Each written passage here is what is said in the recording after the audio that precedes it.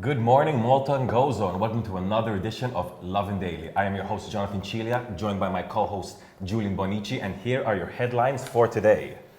WhatsApp chats between Adrian Delia and Jorgen Fenech exposed. Struggling English language teachers hold strike. Homeless migrants sleeping in Valletta appeal for help. Charmaine Gauci urges people to keep wearing masks.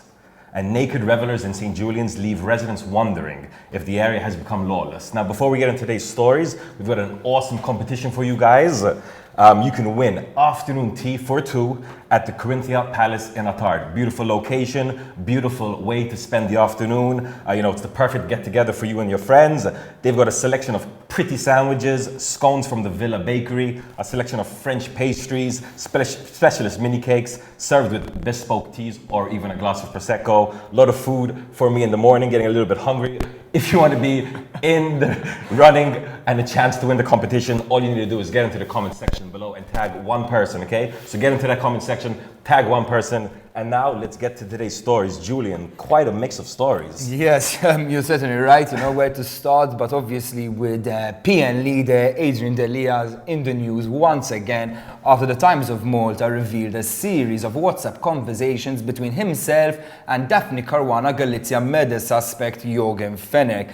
Now there's, I guess kind of a friendly-ish relationship revealed in the conversations. You know, at one point, Jorgen Fenech wants to set up an informal meeting with Adrian Delia, and Delia passes it off to his former head of media, Pier Portelli, to deal with it. In another, Fenech sort of consoles Adrian Delia about a poor performance in the MEP elections, and then another time, even sort of helping him out when Adrian Delia's, personal struggles were being exposed online.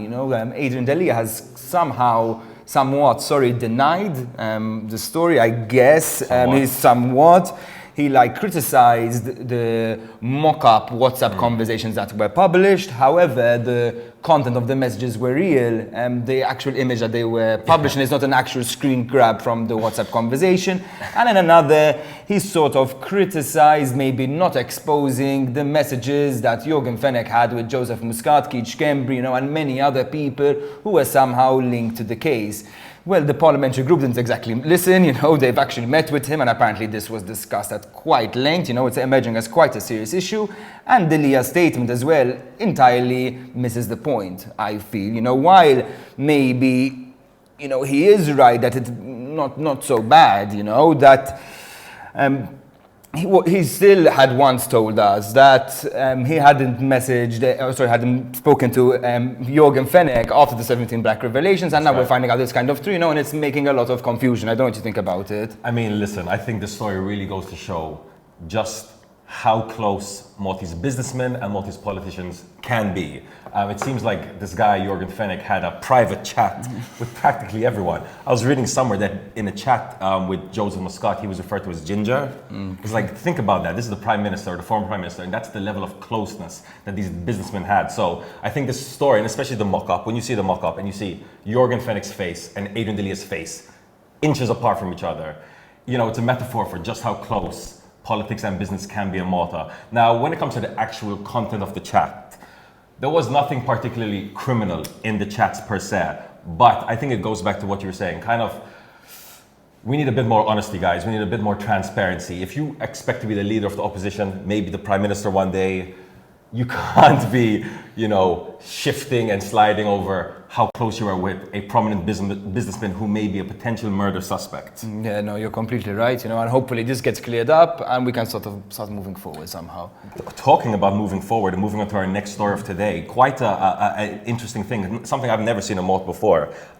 English language teachers. So these are the teachers that generally work in summer, some work throughout the year, but in summer there's a big glut of them as well, teaching foreigners how to speak English. They are protesting today for the first time ever in Malta, specifically teachers working at Club Class in Sweetie. The protest will be at 10:30 this morning. We'll be there covering it live.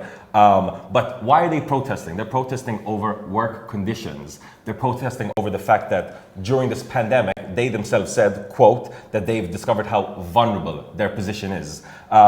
Some of this goes back to the fact that they're working on 0-hour contracts. Now, what is a 0-hour contract? It's a contract that means if you don't have any work hours, you don't get paid. You also don't have any entitlement to benefits like sick leave. So these teachers are saying, listen, we've been ignored. We're starting to feel very, very precarious over here. And, we've been trying to have a meeting set up with management. I think there's been a bit of a development today, right, Julian? Yes.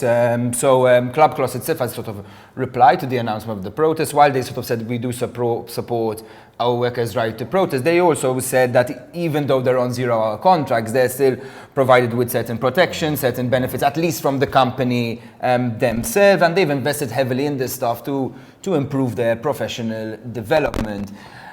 You sort of understand their point, but at the end of the day, these workers are still living in a kind of, a limbo on their work, and really they're not the only ones really on 0-hour contracts. There are many other industries on 0-hour contracts, and maybe this will shed the light on this issue in other industries and this industry itself. So if you're an English language teacher and you know anything about this issue, please reach out, comment below, and let's start a conversation. What was interesting was that Club Class actually said that they'll be meeting the protesters with refreshments. Yeah, exactly. with fruit and drinks. So, guys, if you're looking for some fruit this morning, head down to Sweetie, join the protest. 2:10 on to another story, a bit of a darker, harsher story. We've got some homelessness in Malta. Yesterday, we uploaded a story of some homeless migrants living right by Triton Fountain in Valletta. They've launched an urgent appeal to the government to sort of help them out. They've been expelled from open centres and now have no place to live. We all know how high the rents are. We all know that wages are still struggling to catch up. So it's really no surprise they've ended up on the streets. Neil Falson of Adidas has urged the government to intervene.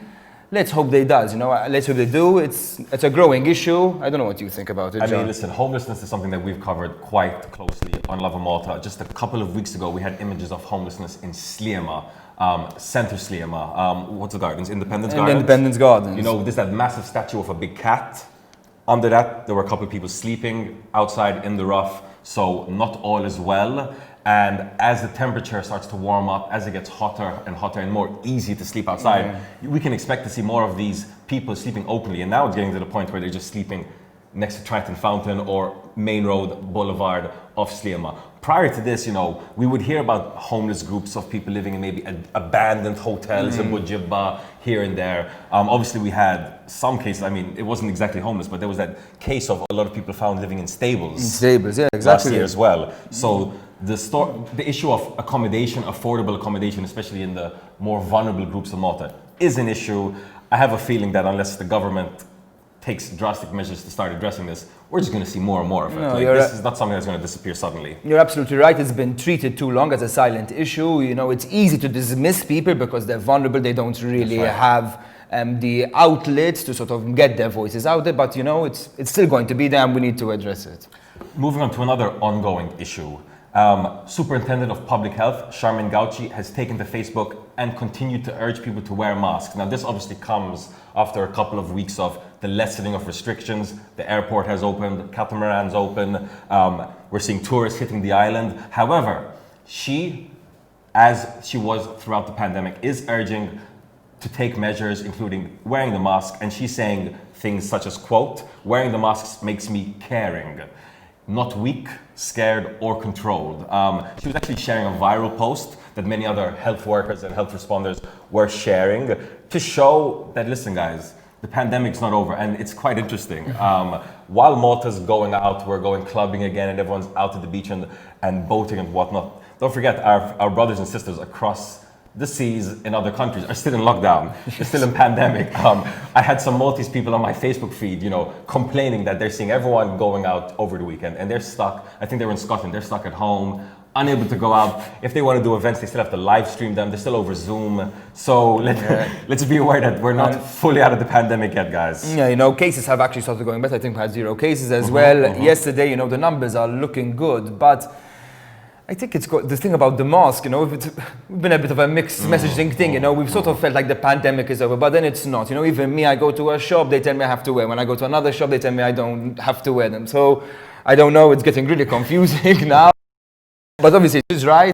It's not over. Let's try to be a bit careful. On to our last story, maybe a bit lighter. Quite, I guess, funny photos of two naked men running through St. Julian's by Spinola Gardens. You know, it caused quite a scene. But obviously, you know, I mean, seeing people streaking on St. Julian's streets has made people question, I mean, is the area lawless? You know, I mean, where's the police presence in the area? I mean, these guys are just walking around, running around naked, nothing's really happening. And this is an issue that's been plaguing St. Julian's for a while, you know. Not naked men running around the streets, but an issue with general enforcement, you know. It's an area of, I mean, clubbing, you know, there's a lot of entertainment there. With entertainment comes a bit of crime, and at least you'd like to think the enforcement is up to scratch. I don't know what You'd think that. I mean, so obviously the photos were taken just outside of Portugal, right at the border on Spinola Gardens. They were apparently taken at around 5 a.m. And they, as you said, they showed two men, buttocks flying. I mean, I'm sure they're having the time of their life. Yeah. Personally, I don't know what the attraction is to walking around naked at 5 a.m., especially when you've probably got so many substances going through your body. But this is something that happens practically every summer. And I don't think we're going to see an end to that either. I mean, just yesterday, I mean, could be worse, could be better. 10 Polish tourists were given an official police warning after they were caught swimming in the Triton fountain in Valletta. We have photos as well on Lovin Malta. You can see, you know, grown men and women having the time of their life right in the entrance of Valletta in our national monument. So airport's open. We're going to be seeing more and more tourists, and I have a feeling that we're going to be seeing a lot more of these events, incidents. People see Malta as the party island. Yeah. You know, it's all sun and fun over here. They see a fountain, they got to jump into it. They see a garden, they got to walk through it naked. That's Malta, summer 2020. I think that brings us to the end of today's show. I want to remind you we have an incredible competition going on right now. You can win afternoon tea for two at the beautiful Corinthia Palace in Attard. All you need to do is get into the comment section below and tag one person you'd like to have tea with. From myself and Julian, have a day full of lovin'.